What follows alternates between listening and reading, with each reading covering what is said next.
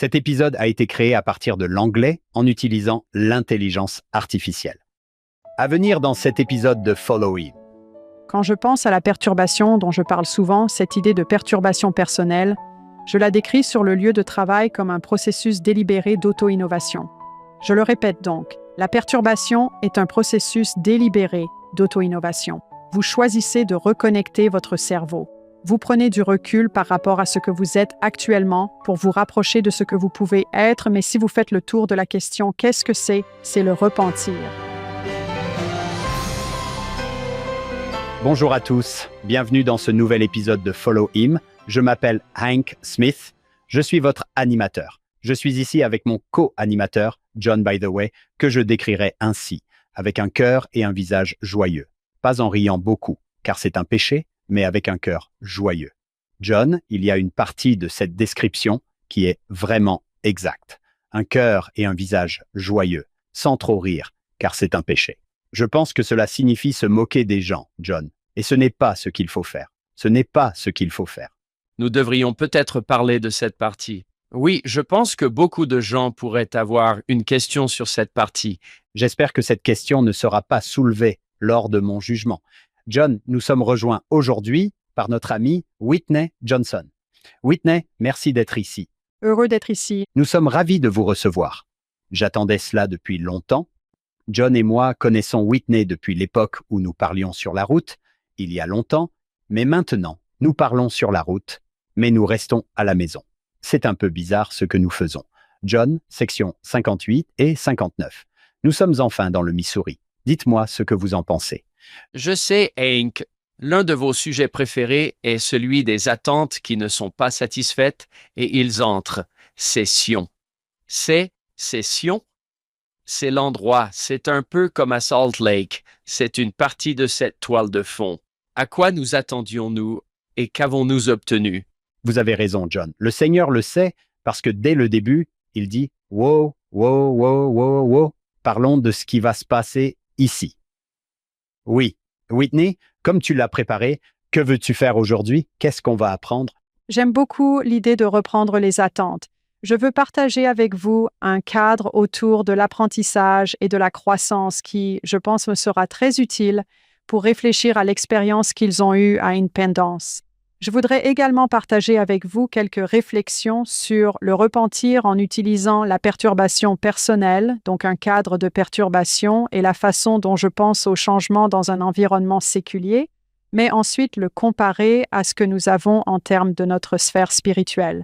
Je voudrais parler un peu de l'expérience d'Edward Partridge, de son appel et de ce qu'il ressentait comme une profonde inadéquation, et je voudrais parler un peu de cette expérience et de la façon dont elle s'applique à nous. C'est un épisode parfait et j'adore ces deux sections. Maintenant, vous et moi connaissons Whitney. Pouvez-vous la présenter? Nous avons une sacrée invitée cette semaine. Oui, c'est vrai. Hank, je pensais connaître Whitney et j'ai vu sa biographie et je me suis dit « Wow !»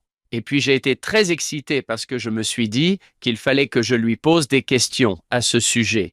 Whitney est diplômée de BYU en musique et a fait une mission en Uruguay.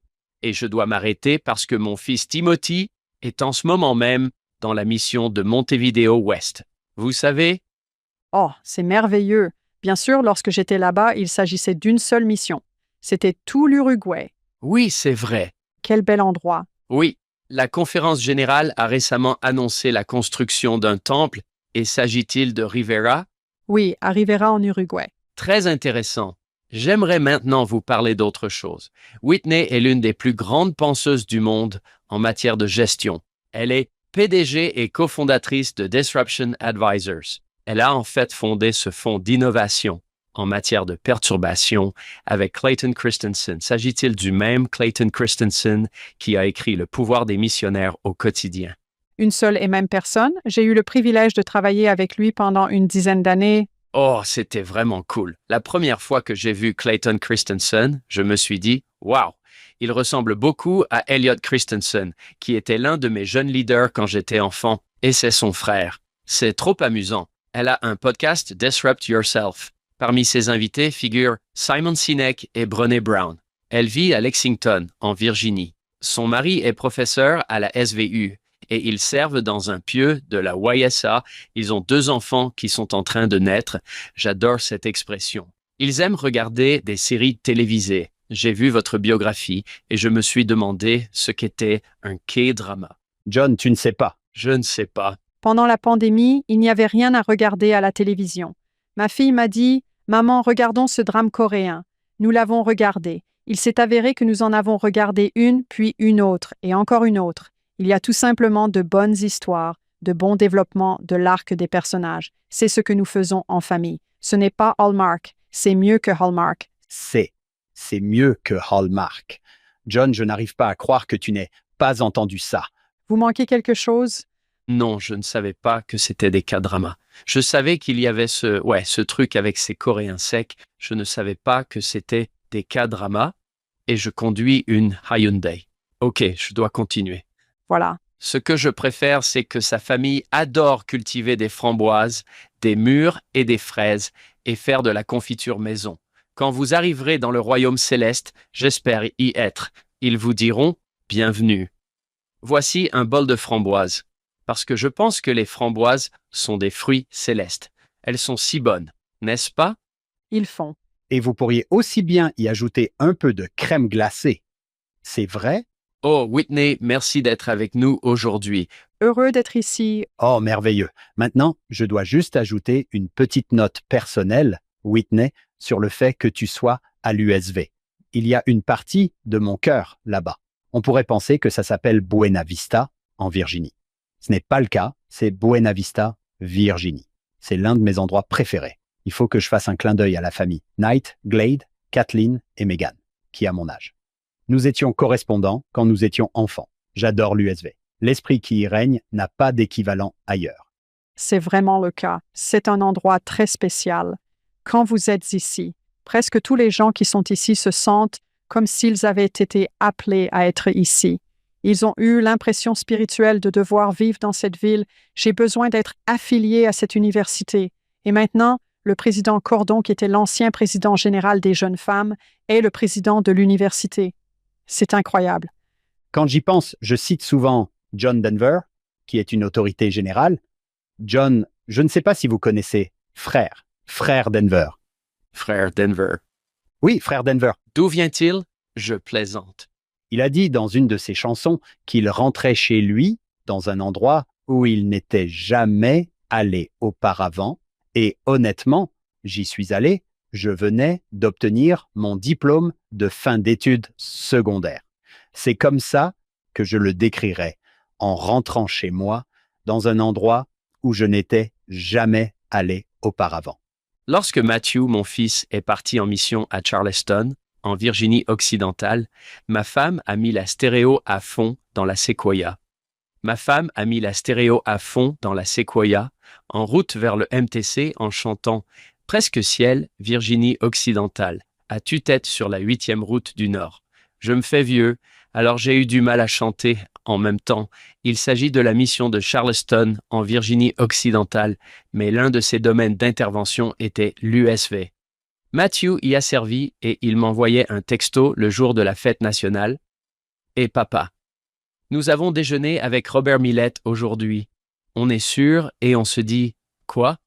Ce serait amusant. J'aimerais déjeuner avec Robert Millett. » Whitney. Si vous voyez Bob dans le coin, passez-lui le bonjour. Il a participé à notre émission à plusieurs reprises.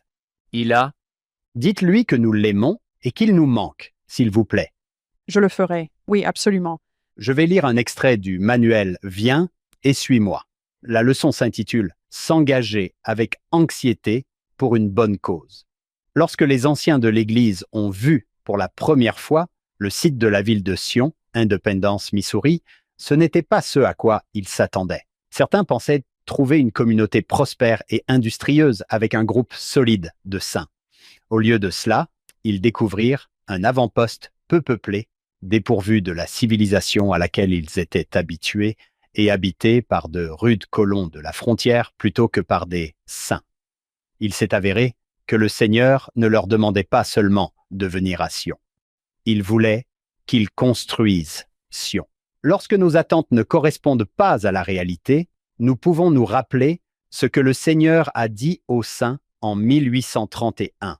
Vous ne pouvez pas, pour le moment, contempler de vos yeux naturels le dessein de votre Dieu et la gloire qui suivra après beaucoup de tribulations. Oui, la vie est pleine de tribulations, voire de méchanceté, mais nous pouvons encore faire advenir beaucoup de justice, car la puissance est en nous. C'est merveilleux. Maintenant, Whitney, est-ce que je peux poser quelques questions à John avant de vous laisser la parole? John, nous en sommes à peu près à la moitié des doctrines et alliances. Nous avons demandé à presque tous les invités comment nous nous sommes retrouvés au Missouri. John, je dois voir si vous avez écouté. Donnez-nous le résumé de John Bytheway sur la façon dont nous sommes arrivés au Missouri et ce qui mène à la section 58. C'est très amusant d'avoir une vue d'ensemble. L'une des choses que vous m'avez aidé à voir, c'est qu'il y a un tas de saints de New York, il y a Colesville, Fayette, Harmony. 4 missionnaires sont appelés à se rendre aux frontières des Lamanites. Ils s'arrêtent dans un petit endroit appelé Kirtland, ou, selon ce que j'ai entendu, Mentor. Parley Pratt dit « J'ai un ami ici, je veux lui rendre visite, et cet ami est Sidney Rigdon. » Il s'assoit avec Sidney Rigdon et il dit « D'accord, je vais prendre votre livre et je vais voir ce qu'il peut apporter à ma foi. » Et il décide de lire le livre de Mormon. Il est convaincu de sa véracité. Le nombre dont je me souviens est de 127 saints qui se joignent à l'Église. À cause de la persécution et d'autres choses qui se passaient à Colesville et dans d'autres endroits, le Seigneur dit « Allez dans la région de l'Ohio. » Le Seigneur leur dit d'aller dans l'Ohio. Eh bien, ils se rendent dans l'Ohio. Maintenant, voici la partie qui m'a toujours surpris. Hank, quand j'ai appris l'histoire de l'Église. Peu de temps après que ces gens aient tout déraciné, leur vie et leurs affaires, et qu'ils soient allés dans l'Ohio, le Seigneur leur dit qu'en fait, Sion se trouve dans le Missouri. Oh, vous êtes à peu près au tiers du chemin. Pas même ça. Vous êtes à peu près au quart du chemin.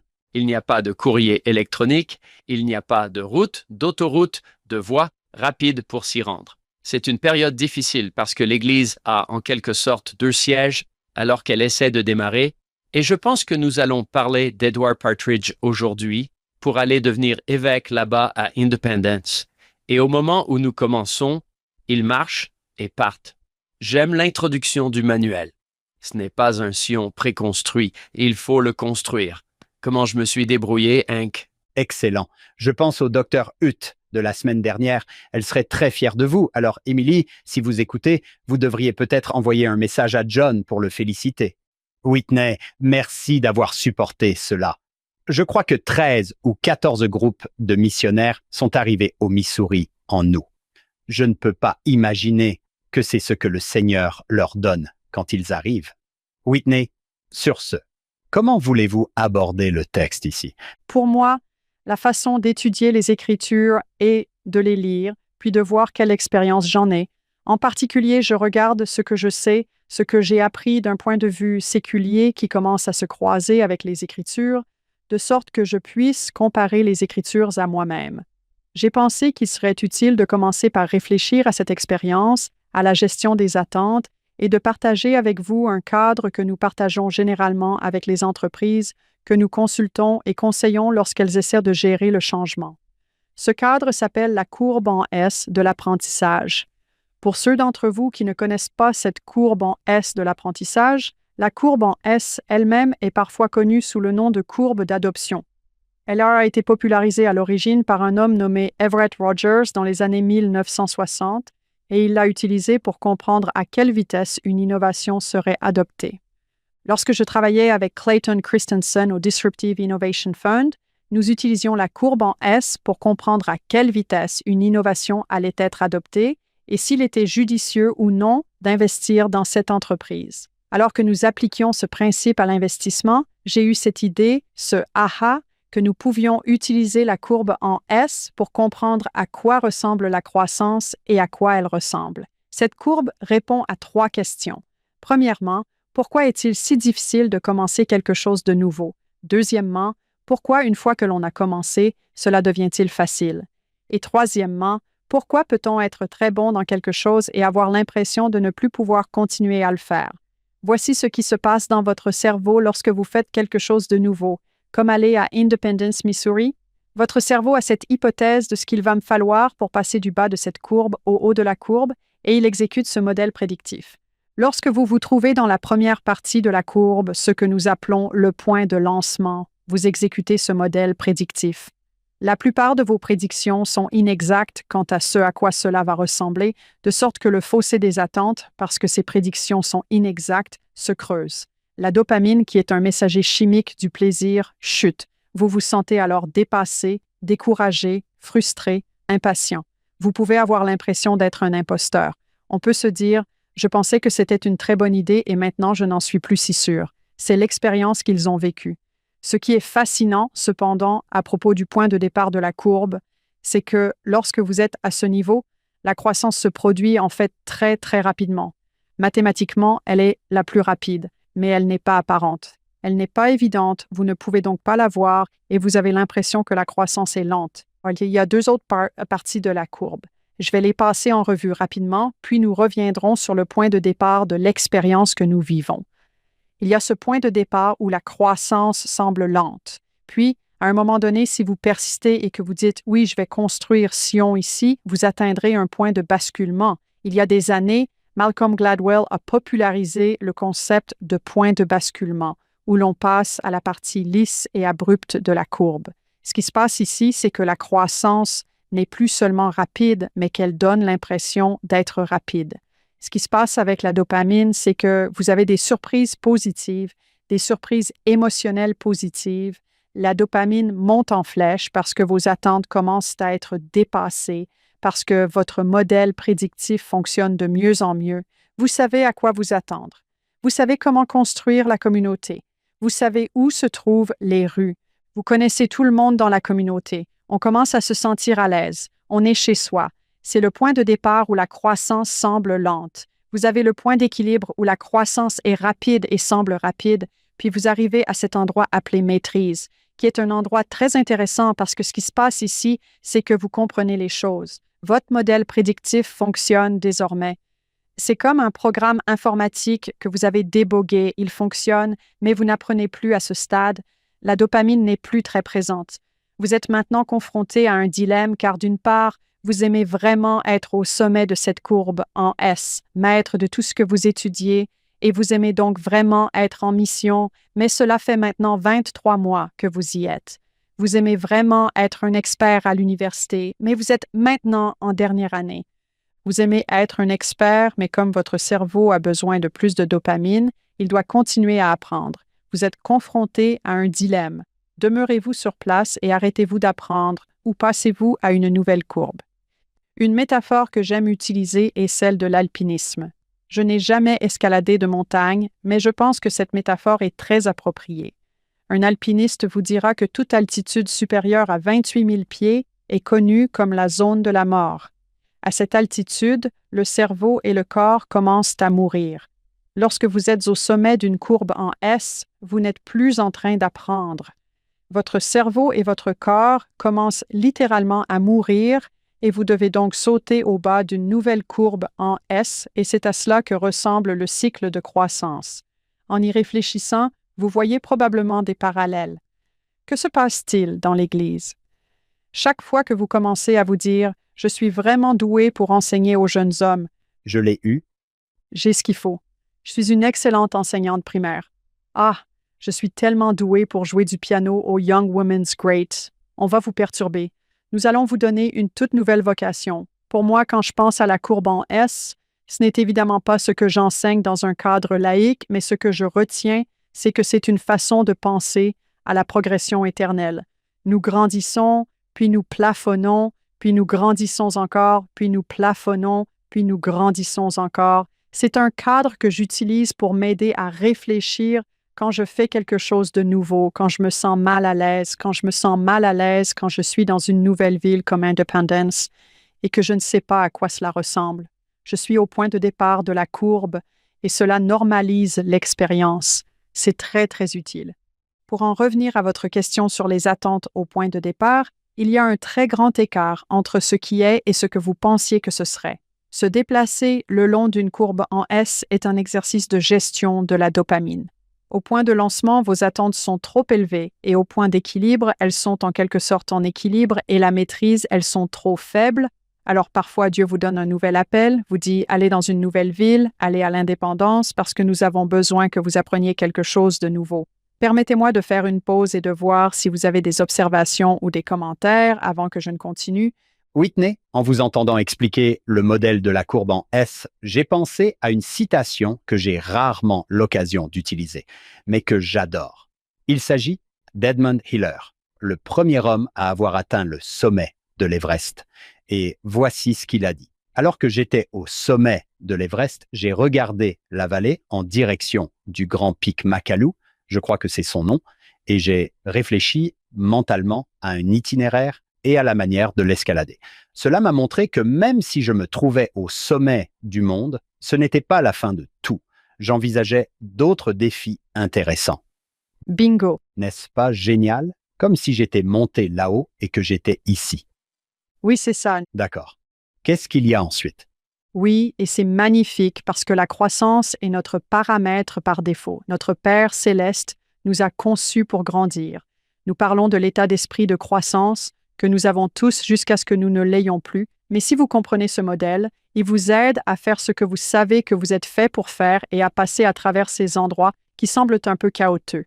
Hier encore, je parlais à mes enfants de ce schéma de ma mission.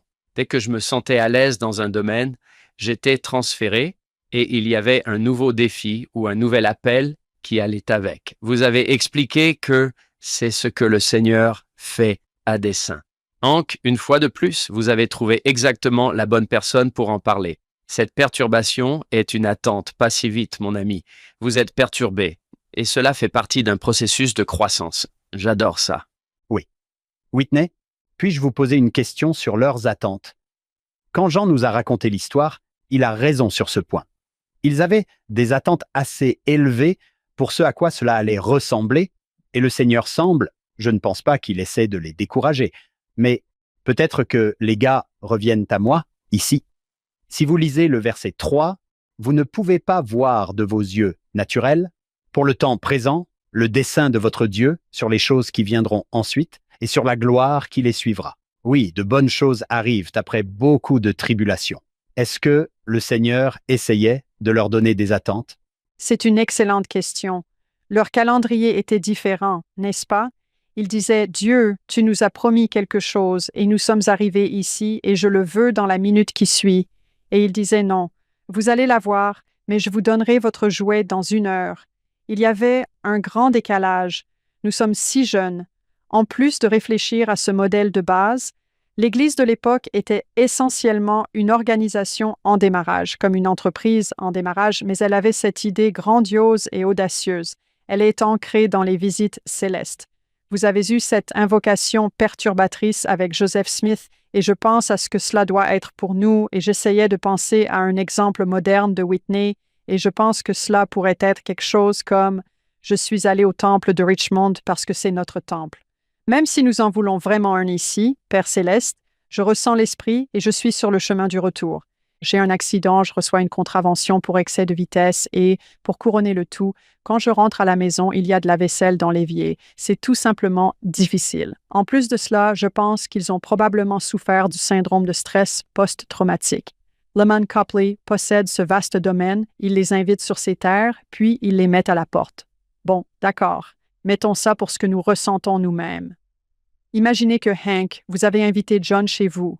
Venez chez nous. Nous allons vous nourrir et au milieu de la nuit, vous réveillez sa famille, vous le mettez à la porte, probablement en prononçant des jurons, ou vous avez un travail où un patron vous dit « Nous voulons que vous travailliez pour moi ». Puis il vous licencie. Il souffrait de SSPT, donc non seulement ils ont vécu cela, mais ce n'était pas ce à quoi ils s'attendaient, ni le moment où ils s'y attendaient. Ils avaient connu beaucoup de faux pas ou d'échecs et souffraient du syndrome de stress post-traumatique, SSPT.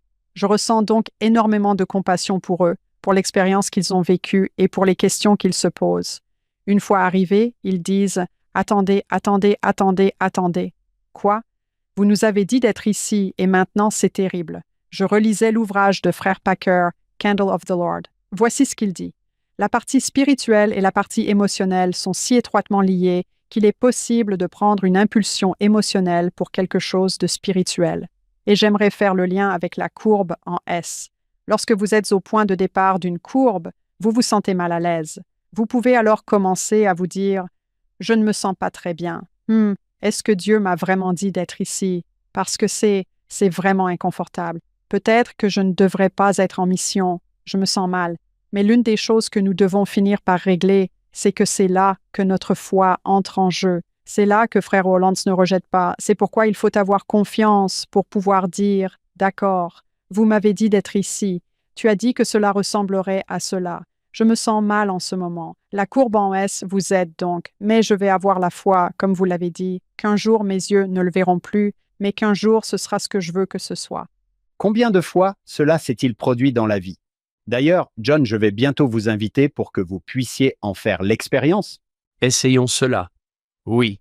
Essayons. Oui. Jouons cela. Mais combien de fois cela arrive-t-il dans la vie? Ça va être génial. Puis je rencontre beaucoup de difficultés. Vous voulez penser que je vais être fidèle, je vais aller jusqu'au bout. Mais vous avez raison. Toutes ces pensées entrent en jeu. Peut-être que cela n'a jamais été juste au départ. Aurais-je vraiment dû accepter ce travail? Aurais-je dû déménager dans cette nouvelle ville? Aurais-je vraiment dû épouser cette personne? Nous avons eu cette confirmation spirituelle, puis les choses deviennent vraiment difficiles ou ne se déroulent pas comme nous le souhaitons, et nous commençons à nous poser des questions. Ce cadre vous permet de puiser dans la partie émotionnelle qui se produit, la partie neurologique, afin que vous puissiez démêler la partie émotionnelle de la partie spirituelle. C'est très bien. Je me souviens qu'il y a 4 ans, nous avons commencé par les doctrines et alliances. Vous pouvez lire un verset de l'Écriture plusieurs fois sans qu'il vous saisisse, et puis une fois vous le lisez et il vous saisit, et le verset 3, il m'a tout simplement saisi. Je pense que c'est un très bon verset. Vous ne pouvez pas voir avec vos yeux naturels pour le temps présent. Dieu a conçu cela. J'aime que Dieu ait un dessein concernant les choses qui viendront plus tard. Lorsque nous avons parlé de l'Ancien Testament, que dit Joseph lorsque ses frères, il dit que Dieu a voulu le bien. Dieu avait un dessein depuis le début. C'est un verset qui dit la même chose.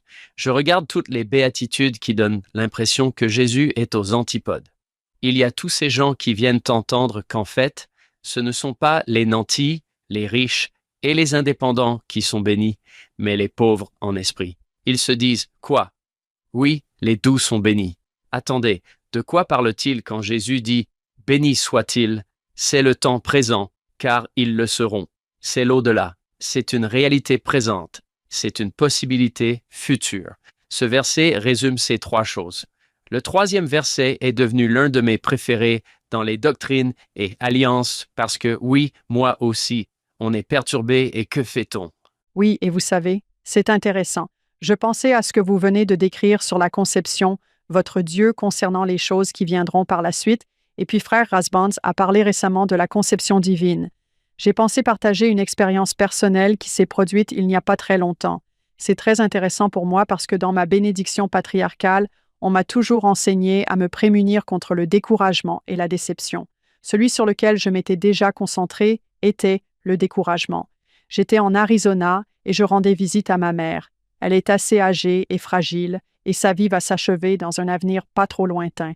En lui parlant, je me suis retrouvée à contempler ma propre mortalité, ce qui, je pense, vous arrive, surtout avec vos parents. J'étais allée au temple et, alors que j'étais assise dans le temple, j'ai eu cette pensée parce que je pense que parfois, lorsque votre vie est sur le point de s'achever, vous pouvez vous demander ce qui aurait pu se passer si cela s'était produit, si j'avais vécu ici.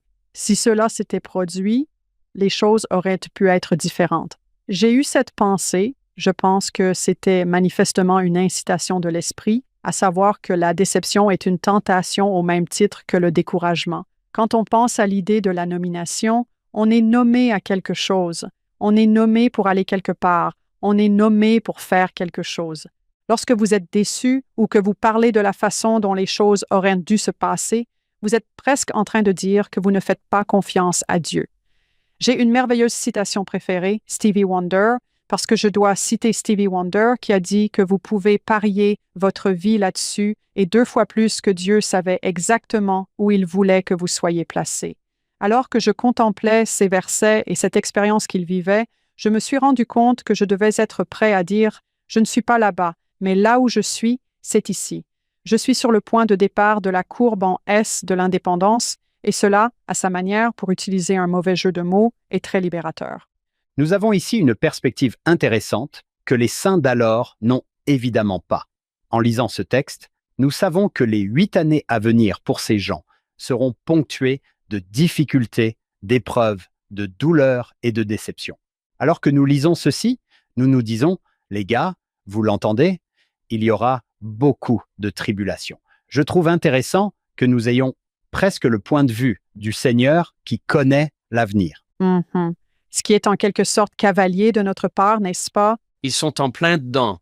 C'est difficile. Si vous leur parliez à ce moment-là, ils vous diraient, eh bien, non, ça va être génial. On a presque envie de se couvrir les yeux. Non, ça va être vraiment difficile. John et Whitney, c'est la question de toute une vie. Donnez-moi ce que vous avez ici. On me la pose de temps en temps, je suis sûr que vous aussi. Pourquoi est-ce que ça doit être si dur? Pourquoi tant de choses? Et le Seigneur semble expliquer la gloire qui suivra les tribulations, car après les tribulations viennent les bénédictions, et il donne une liste de toutes les grandes choses qui vont arriver. Y a-t-il quelque chose qui vous vienne à l'esprit quand une jeune personne, surtout quand nous vieillissons, nous devenons un peu plus? Vous savez quoi?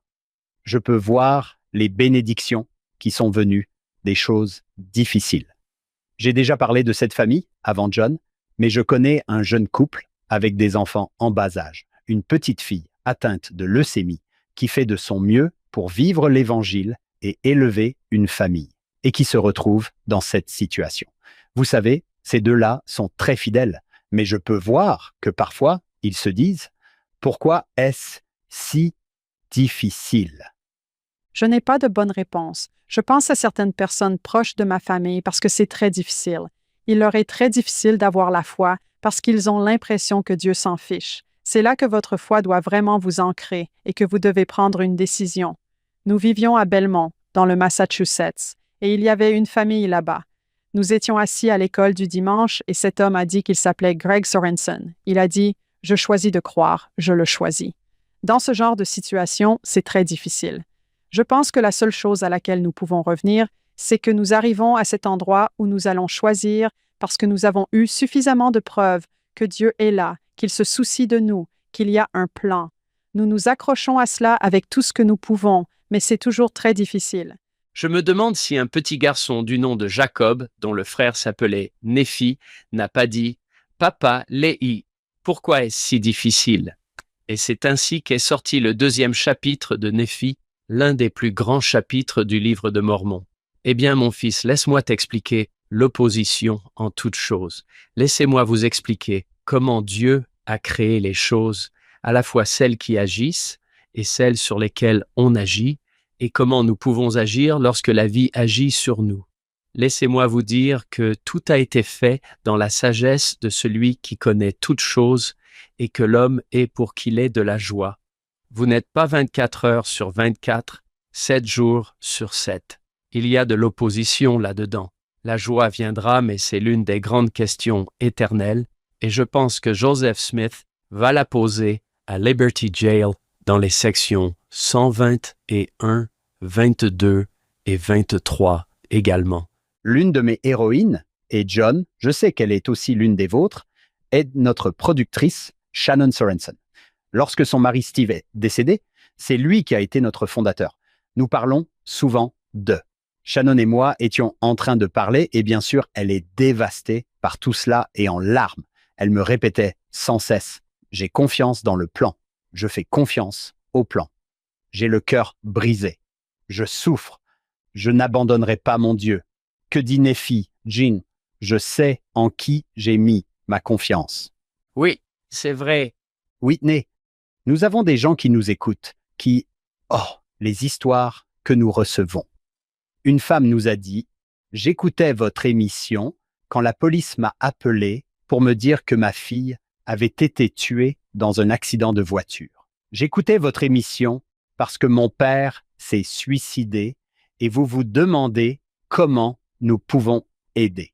Mon jeune frère qui s'est suicidé il y a 10 ans, a toujours cru en la résurrection. J'ai toujours cru qu'il y avait une vie après la mort. Je me souviens d'avoir parlé à ses amis, dont la plupart n'étaient pas croyants. Et cela m'est arrivé à maintes reprises de parler à des gens et de les regarder et de leur dire « Je sais que vous ne croyez pas qu'il y a une vie après la mort, mais je peux vous dire de toute mon âme que je crois que vous les reverrez. Alors, si vous n'y croyez pas maintenant, accrochez-vous à ce que je crois. C'est ce que je dirais aux gens qui nous écoutent. S'ils ne croient pas, s'ils ne le sentent pas en ce moment, accrochez-vous à notre sentiment et à notre croyance, parce que Dieu est là. » Je suis toujours inspiré par les paroles de Job. Même s'il me tue, je me confierai en lui. Oui, je n'en suis pas encore là. Oui, J'aspire à l'être.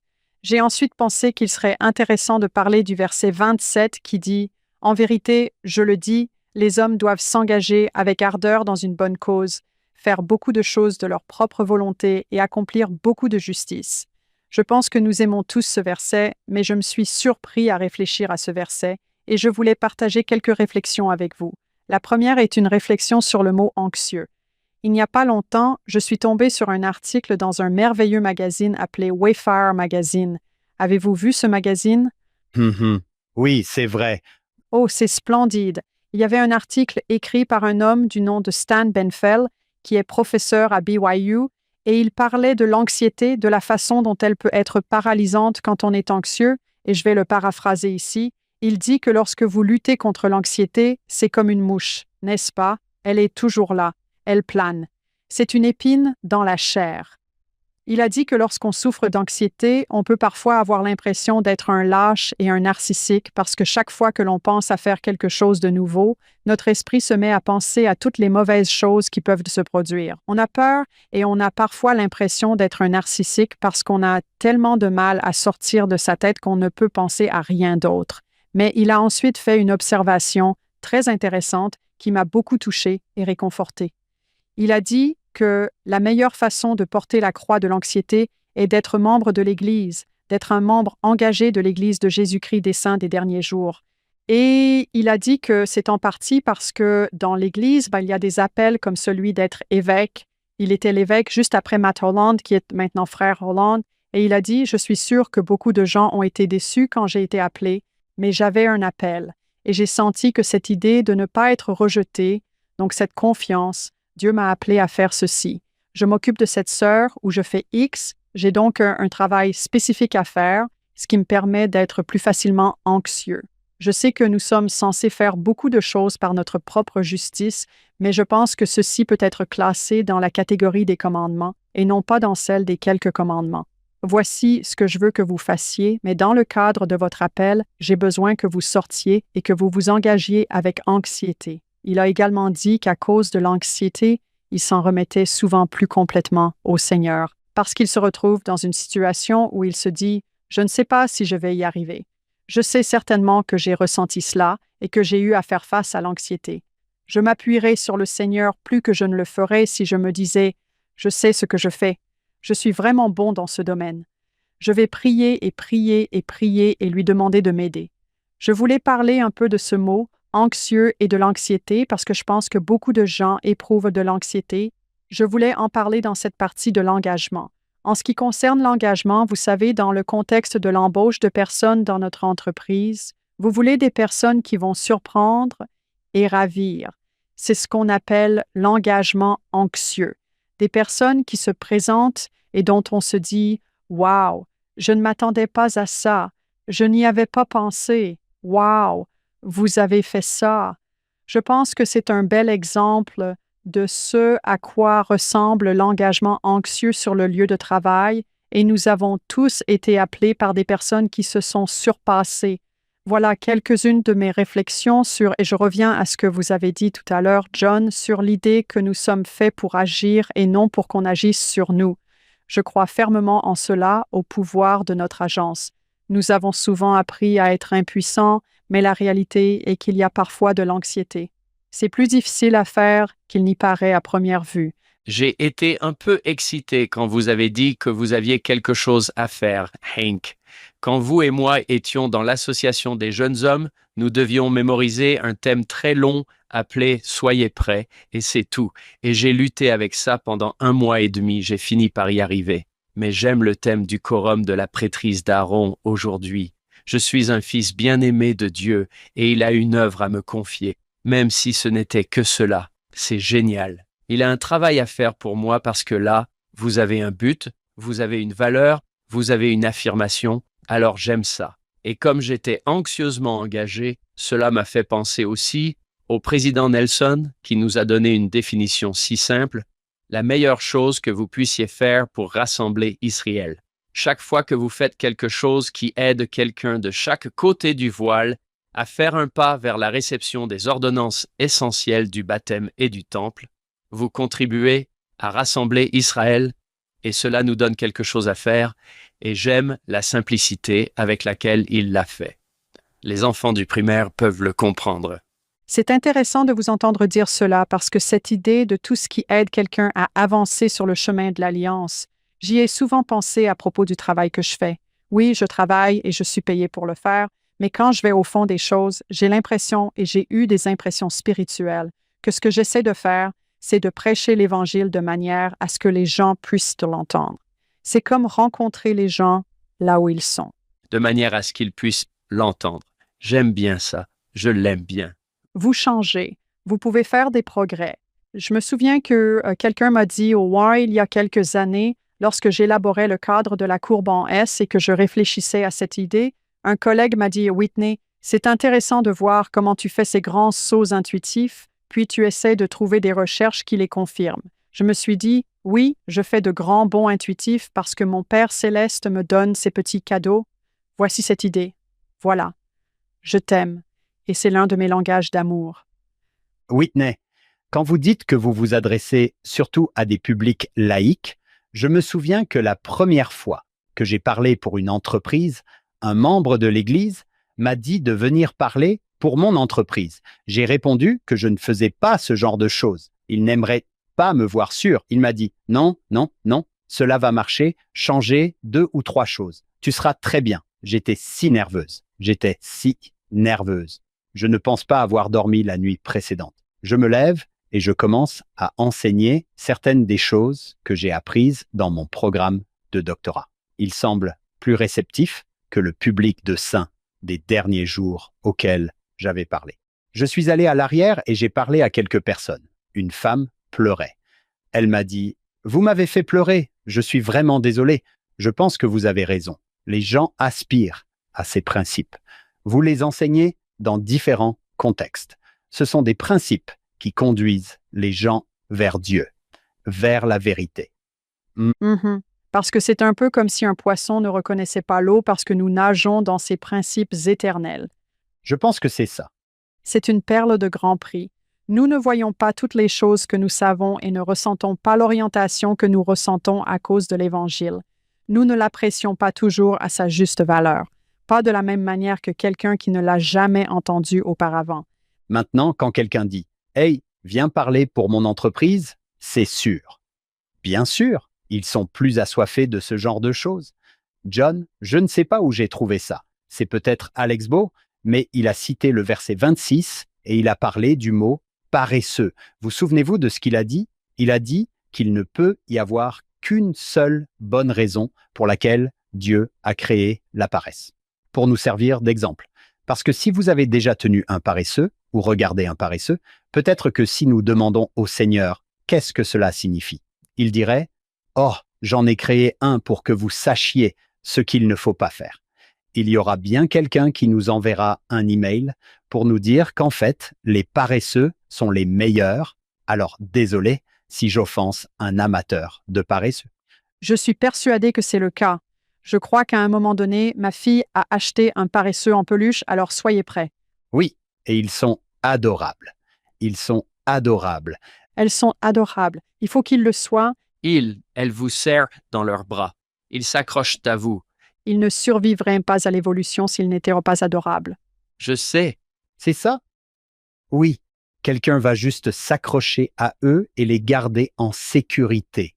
Paresseux, lents, tellement lents. Je n'arrive pas à vous faire faire quoi que ce soit. Il semble que très tôt, le Seigneur les aide. Il les aide, il les aide, mais il veut qu'ils commencent à prendre de l'élan eux-mêmes. J'ai aimé ce que vous avez dit tout à l'heure. Restez dans votre voie, restez dans votre gestion, mais bougez, bougez. L'autre mot ici est engager.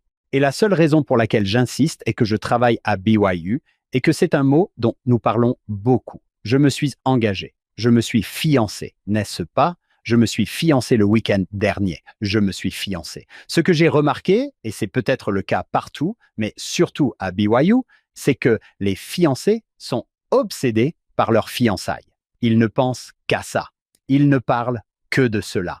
Ils ne peuvent se concentrer sur rien d'autre. Et aucune d'entre nous ne l'a fait, bien sûr. Aucune d'entre nous ne l'a fait. Je n'ai jamais fait ça. J'aime ces deux comparaisons. Oui, c'est bien. Ne soyez pas paresseux. Rappelez-vous comment vous étiez quand vous étiez fiancés. C'est ce que nous voulons, ce genre de passion. Whitney, avant d'aller plus loin, vous avez parlé de l'impuissance acquise. Je ne suis pas sûr que tout le monde à la maison sache ce que c'est, mais je pense que c'est un point important. Pouvons-nous nous arrêter juste une seconde et nous apprendre ce qu'est l'impuissance acquise? Je pense que l'impuissance apprise se produit lorsque vous êtes dans une situation. Je pense que cela arrive souvent quand on grandit ou quand on est sur le lieu de travail. On essaie de faire quelque chose et on se fait écraser. Non, vous ne pouvez pas faire ça. Cela n'a pas de sens. Tu es trop grand pour ton pantalon, etc. On en arrive au point où l'on se dit « Oh, je crois que je ne peux pas le faire ». On arrête d'essayer. On abandonne. On se dit qu'il n'est pas possible pour moi de le faire. Vous avez appris à être impuissant. C'est ce que nous constatons souvent et c'est pourquoi la surprise et l'enchantement sur le lieu de travail sont si surprenants parce que les gens disent « Eh bien, je ne suis pas heureux au travail ». Eh bien, faites quelque chose pour y remédier. Je ne sais pas si je peux le faire parce que mon patron ne veut peut-être pas que je le fasse. Ou bien je n'ai pas le temps et il y a toute cette impuissance où les gens se sont complètement désintéressés de leur agence, ce qui va à l'encontre de tout ce que nous savons. Et pourtant, cela arrive souvent. Souvent, cela se produit, ou la racine de cela est que lorsque nous étions très jeunes, nous avons eu beaucoup de situations où nous avons essayé de faire quelque chose et nous avons été réprimandés ou découragés de le faire, et donc nous avons commencé à abandonner. J'ai vraiment l'impression que je ne peux rien faire dans cette situation, alors qu'en réalité, vous pouvez faire beaucoup.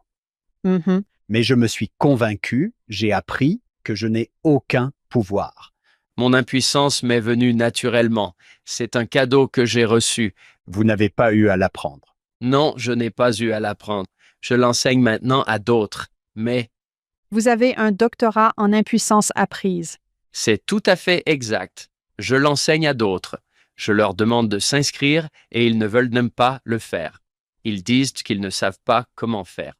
Hank m'a déjà entendu en parler, mais la veille du jour où je suis allé au MTC, mon père a pris le camion, est allé à Kmart, a acheté tant de sacs de fumier, les a mis dans la brouette, les a transportés dans le jardin. Et j'ai fait cela pendant une bonne partie de la journée avant que je me dise « Non, ne devrions-nous pas aller au Burger King ou quelque chose comme ça, célébrer ou ne pas m'acheter des cravates ou quelque chose comme ça. Non, sors d'ici et mets-toi au travail. » Je ne sais pas si c'était la conception de mon père.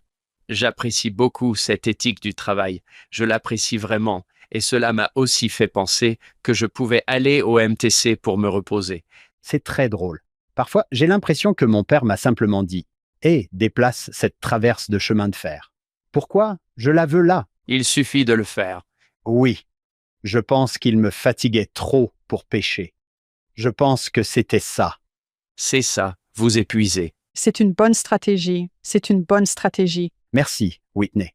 Merci de nous avoir expliqué cela. Je pense que c'est une chose importante que nous pouvons même voir chez nos propres enfants dans nos efforts pour les protéger. Nous pourrions leur enseigner qu'ils ne peuvent pas agir. Ils n'ont pas le pouvoir d'agir. J'aimerais maintenant parler d'Edward Partridge. Pourriez-vous nous dire un peu qui il était, comment il est entré dans l'Église, ce qu'il avait été appelé à faire, comment il luttait dans son appel, et peut-être même nous donner un extrait de sa lettre à sa femme Lydia? Je sais par expérience que Hank adore Edward Partridge. Il y a des gens qui sont dans le monde des esprits. et dont je suis le meilleur ami, mais ils ne le savent pas encore. Ils ne le savent pas encore. Edward Partridge est de ceux-là.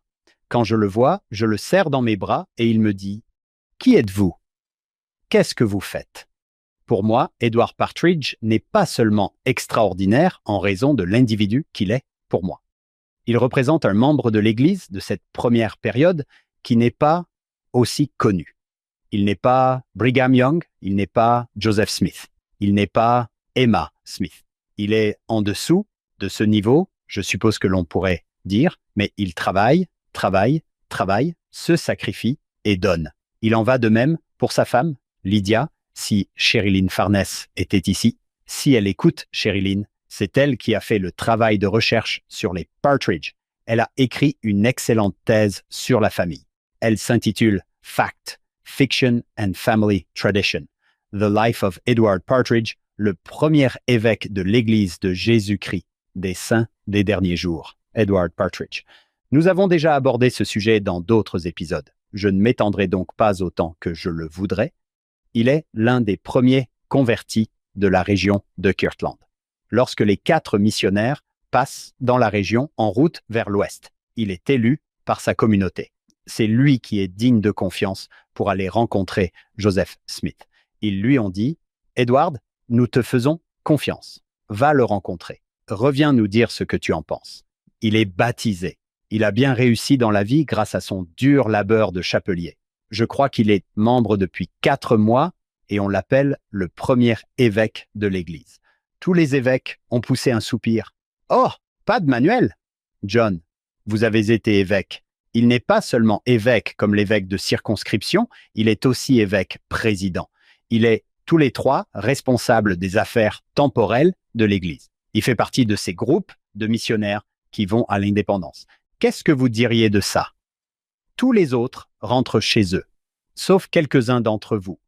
Vous restez dans le Missouri. Je crois que c'est McLean Heward, le docteur Heward, qui nous a raconté qu'Edward et Joseph se sont disputés assez vivement à propos de Sion. Et vous pouvez imaginer Edward se disant « Je ne peux pas faire ça, je ne peux pas faire ça ». Et Joseph dit « Je pense que tu penses que j'ai choisi ceci ». Et ils vont et viennent. Cela finit par s'arranger. Ils finissent par s'excuser, se pardonner l'un à l'autre et devenir de meilleurs amis. Whitney, la lettre à laquelle tu fais référence, se trouve dans Saints. Il y a un lien vers cette lettre dans le manuel Viens, suis-moi.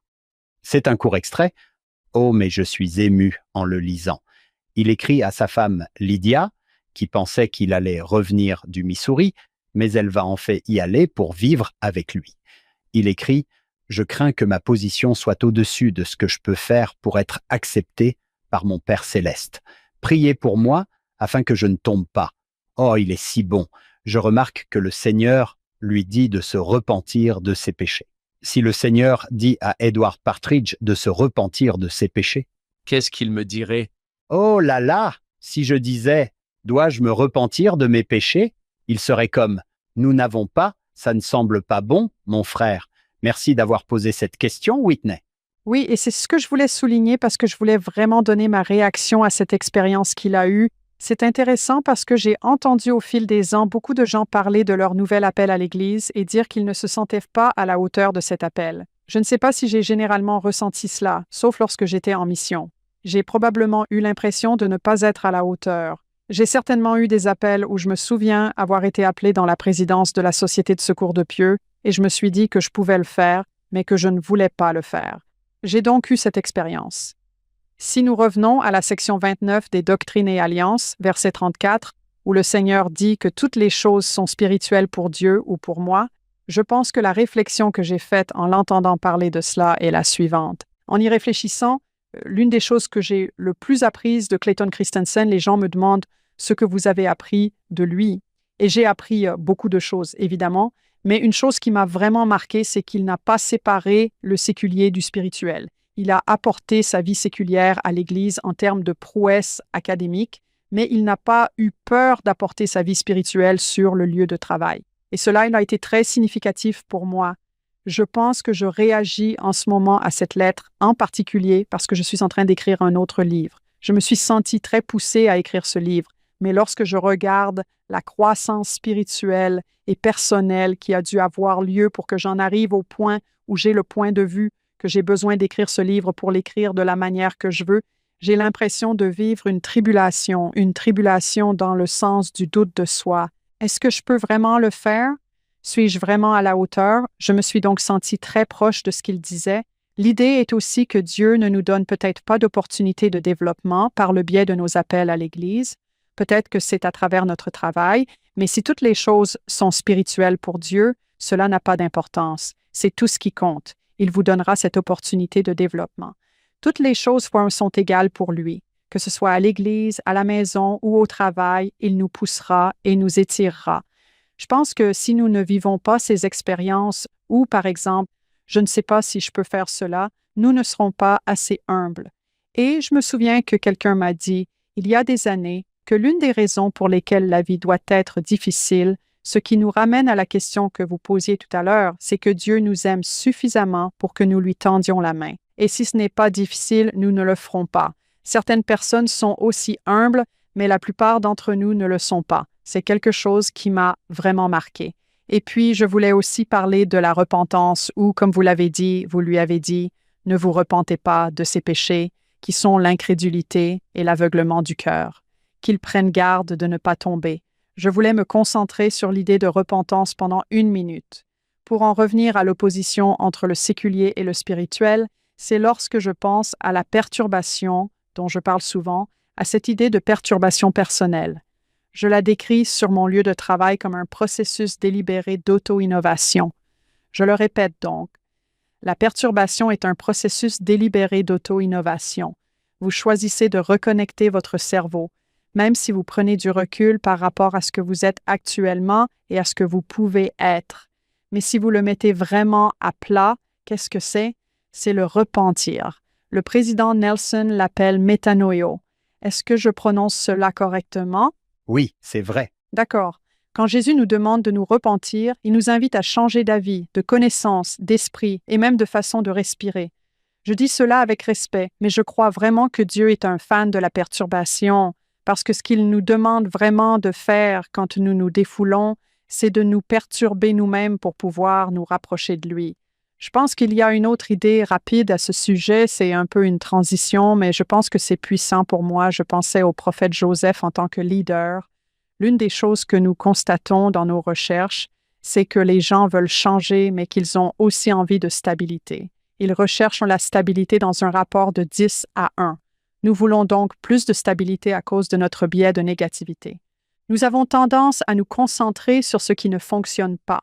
Mais l'un des meilleurs moyens de stabiliser les gens est de les accompagner, de communiquer avec eux à l'adresse, de leur dire où nous en sommes actuellement.